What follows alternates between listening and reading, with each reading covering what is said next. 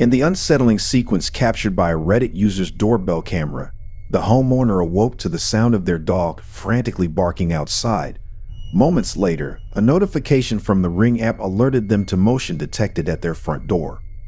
Upon opening the app, they were met with a chilling sight: a man's disembodied eyeball staring directly into the camera, accompanied by faint whispering and mumbling.